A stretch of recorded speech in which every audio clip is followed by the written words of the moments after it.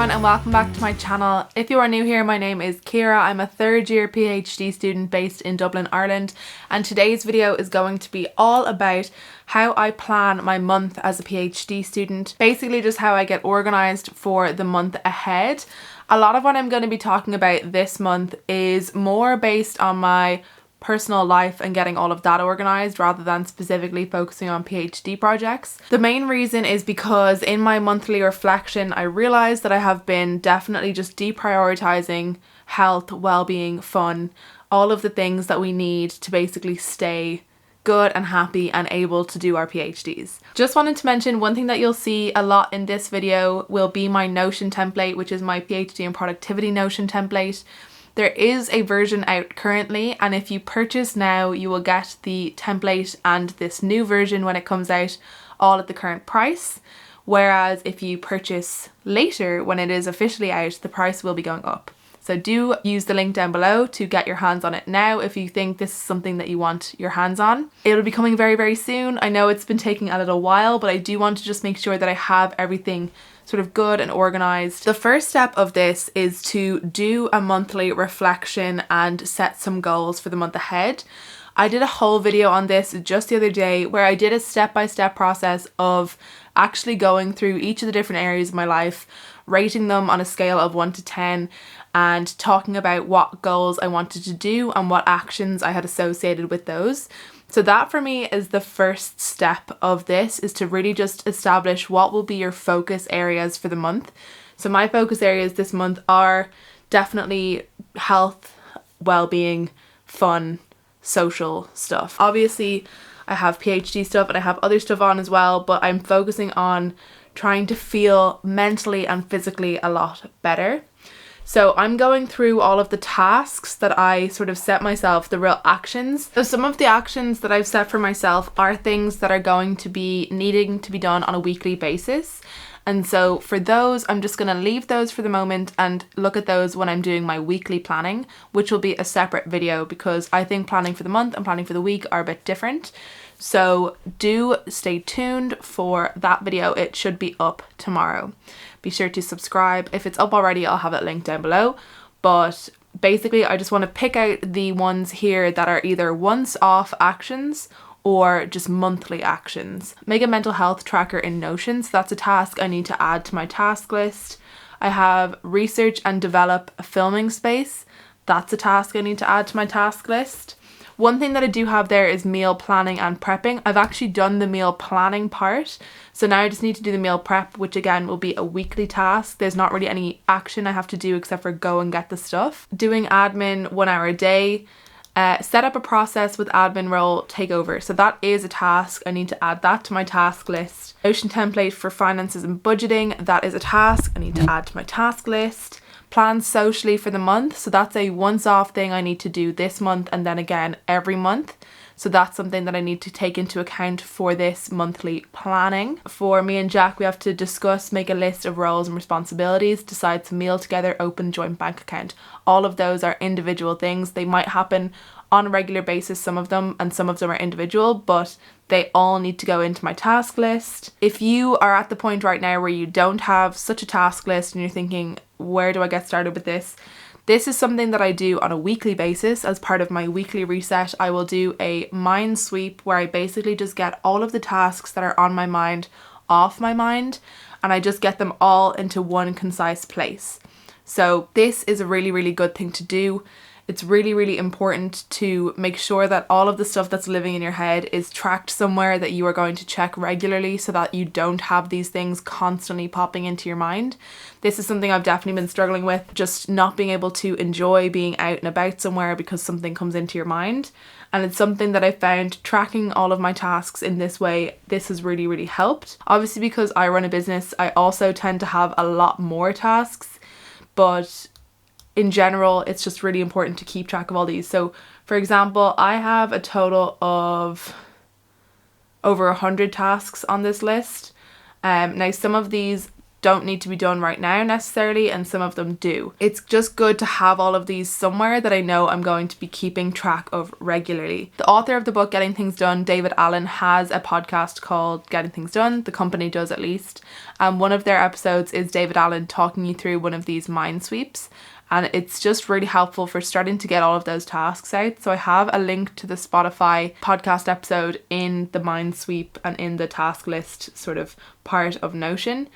And so first of all, I will just take all of these tasks and decide, are there any I'm going to do right now? So I do have a list of ones I'm just about to do. And then what I'll do is any of the other ones, I'll assign them to different contexts. So if that's phone calls, research and development, just so that when I'm in a different mindset and I'm ready to do a certain type of work, that those tasks will be there ready to go. The next thing that I do, which is a bit different to what will be in the David Allen type of book, will be to actually assign these to different parts of the flow cycle. So this will only really be relevant to anyone who does have an active menstrual cycle, which includes myself, which means that every 28 days approximately, I have a range of hormones that fluctuate throughout the 28-day cycle. Around half of the people, I guess, on this planet will have that at least some part of their life. So basically, because of our hormones changing, it also changes our brains a lot, and the way we want to work week to week changes a lot.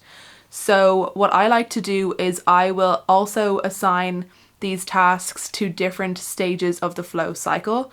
So the beginning phase of the cycle, just after menstruating, is the follicular phase, and that's when we're really open to new experiences and sort of wanting to try new things, wanting to do things like planning.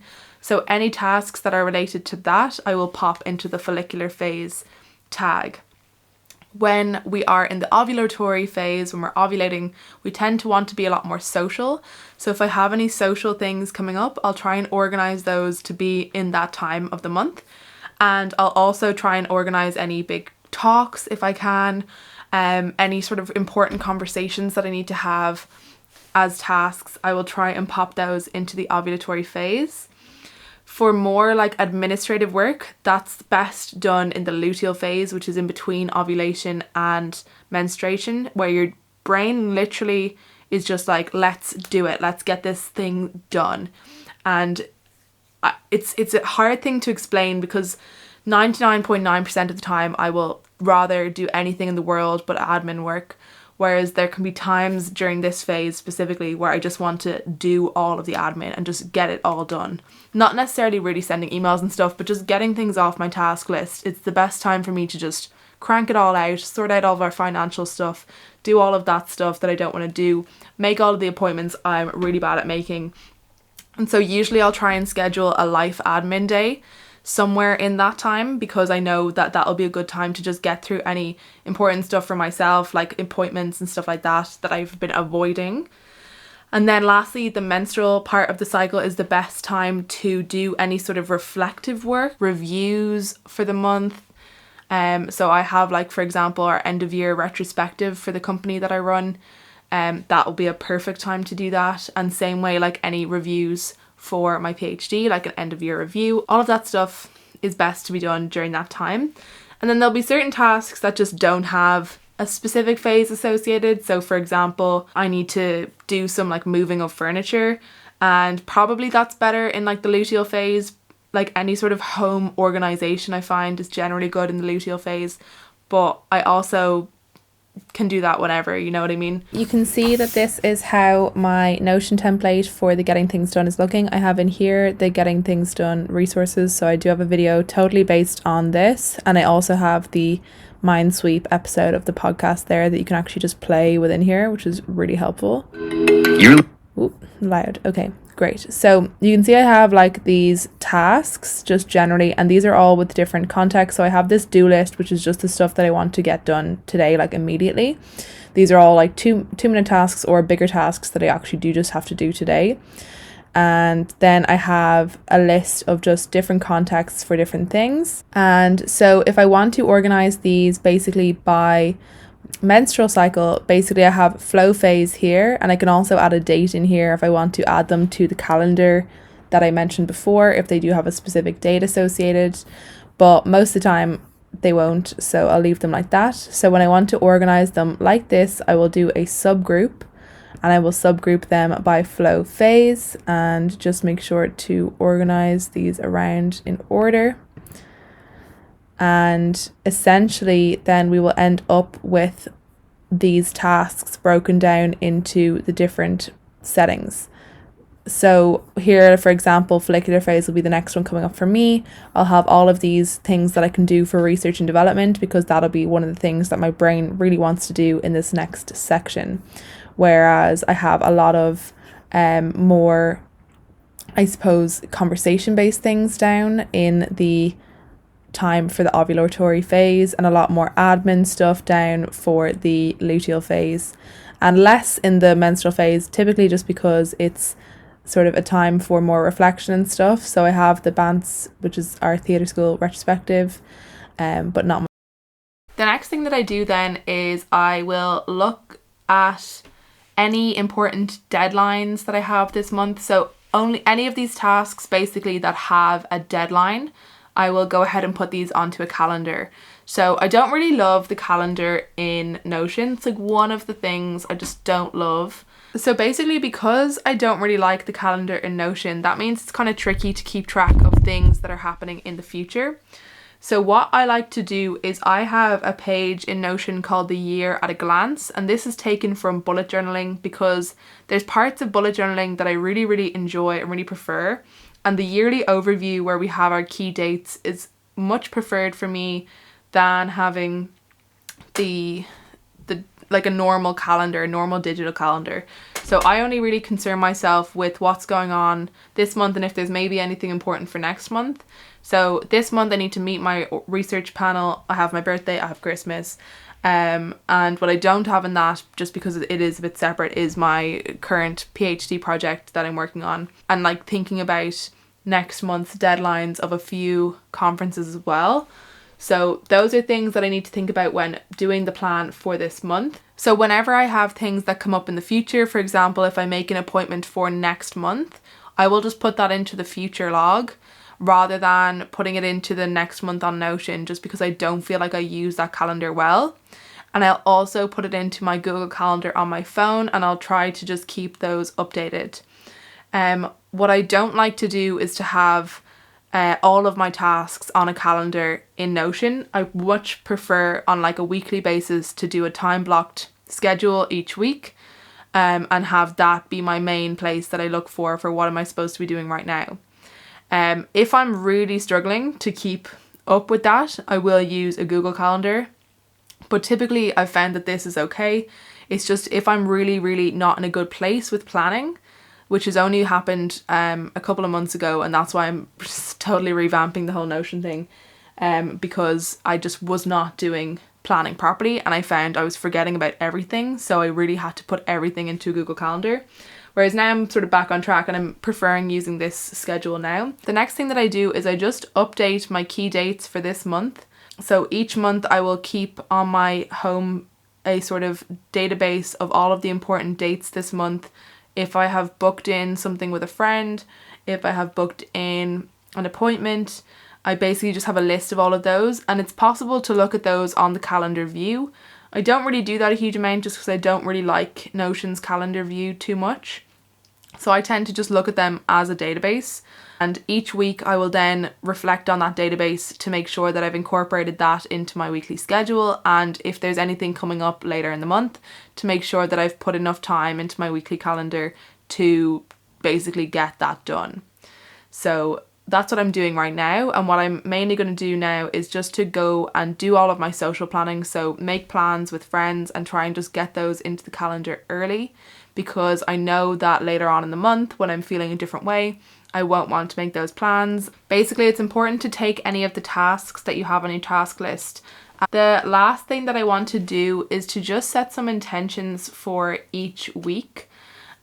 So I've got basically 4 weeks left this month. I've got the week of the 6th, the 13th, the 20th and the 27th of December, and I want to just set some sort of intentions for what I want to be doing work-wise for each of those weeks. So I'm going to go ahead and put that on my calendar, just so that then when I'm looking over my planning for the month, I can just look back at that. So this week I want to focus on the methods. Next week I want to focus on the finishing on the journal paper, let's say. And like these are very loose. I just want to say that I want to have like a week for each just to be getting started with that type of work. Actually, I'm going to put down 2 weeks for this. Put that to the 24th, even though I won't be working that day probably, but anyways. And then the last week I want to be focusing on the ICML work. And that's just how I like to organize things so that I can just see visually what I'm planning to do work-wise. This, again, I really just don't like the calendar view in Notion. It's really hard. It's something I'm still just like not quite there with in terms of just, I don't know, visually it really puts me off.